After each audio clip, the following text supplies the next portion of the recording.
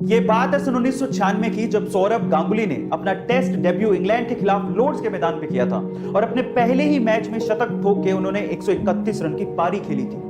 25 साल बीत जाने के बाद भी रिकॉर्ड कायम था, लेकिन अभी रिसेंटली न्यूजीलैंड के खिलाड़ी डेवॉन कॉनवे ने इस रिकॉर्ड को तोड़ दिया। जी हां गाइस, डेवॉन कॉनवे ने अपने डेब्यू मैच में इंग्लैंड के खिलाफ लॉर्ड्स के मैदान पर 200 रन की नाबाद पारी खेली और ये रिकॉर्ड अपने नाम कर लिया। गाइस, मजे की बात यह है कि सौरभ गांगुली और डेवॉन कॉनवे दोनों की बर्थ डेट 8 जुलाई ही है। दोनों ही लेफ्ट हैंडी बैट्समैन है और दोनों ने ही अपना टेस्ट डेब्यू इंग्लैंड के खिलाफ लॉर्ड्स के मैदान में करके शतक ठोके। गाइस, आपको ये इन्फॉर्मेशन कैसी लगी चैट सेक्शन में जरूर लिखेगा और ऐसे अमेजिंग वीडियोस के लिए शेयर, सब्सक्राइब एंड लाइक। मिलता है अगली वीडियो में। ये बात है 1998 की, जब पंकज त्रिपाठी थिएटर के साथ साथ एक होटल में काम भी किया करते थे ताकि उनका खर्चा निकल सके।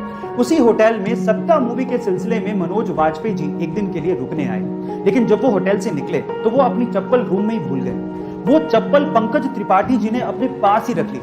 जब कुछ सालों बाद पंकज त्रिपाठी जी भी सफल हो गए और जब वो मनोज वाजपेयी जी से मिले तो उन्होंने इस इंसिडेंट के बारे में मनोज वाजपेयी जी को बताया और कहा कि उनकी चप्पल उन्होंने रख ली थी। तब मनोज जी ने कहा कि तुमने क्यों रख ली थी?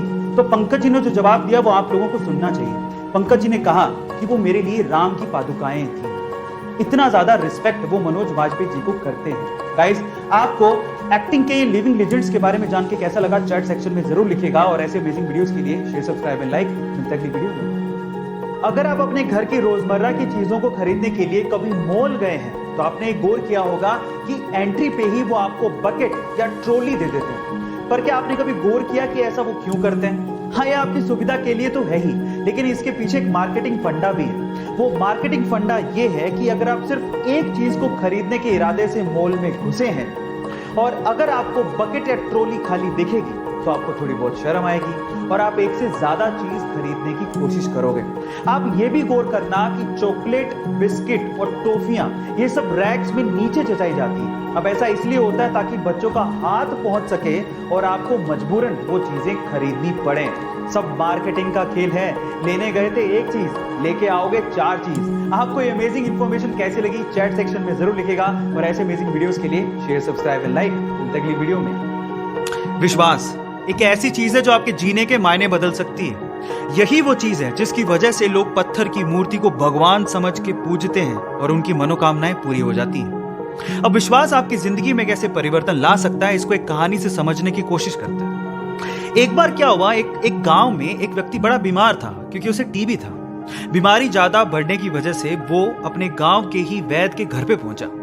अब जैसे ही वो वैद्य के घर गया, उसको पता लगा कि वैद्य जी घर पे नहीं है, वो खेत में काम कर रहे हैं। तो वो खेत पहुंच गया। अब खेत में जाके उसने वैद्य जी को सारी बात बताई कि उसे क्या बीमारी है, क्या प्रॉब्लम है। वैद्य जी ने सारी बीमारी जानने के बाद उसे दवाई लिख के देने की कोशिश करी, लेकिन खेत में ना पेपर था ना पेन। तो उन्होंने पास में ही रखी एक लाल ईंट को उठाया और उसके पास में कोयला पड़ा था, तो कोयले को उठा के और लाल ईंट को उठा के उस कोयले से लाल ईंट पे कुछ लिखा। उस व्यक्ति को देते हुए कहा कि ये ले लेना और इसे रोज पानी में घोल घोल के पीना। अब प्रॉब्लम ये थी कि वो व्यक्ति अनपढ़ था।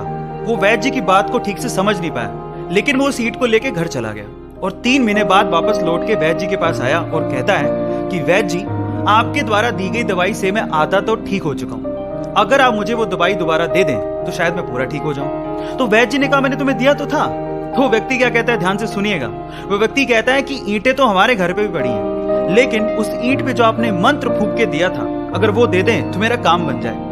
तो वैद्य जी हैरान रह गए। उन्होंने पूरी बात पूछी तो पता लगा कि वो व्यक्ति पिछले 3 महीने से उस ईंट को पानी में घोल घोल के पी रहा है, लेकिन फिर भी वैद्य जी ने उसको कुछ नहीं कहा, सच्चाई बताई नहीं। पता है क्यों?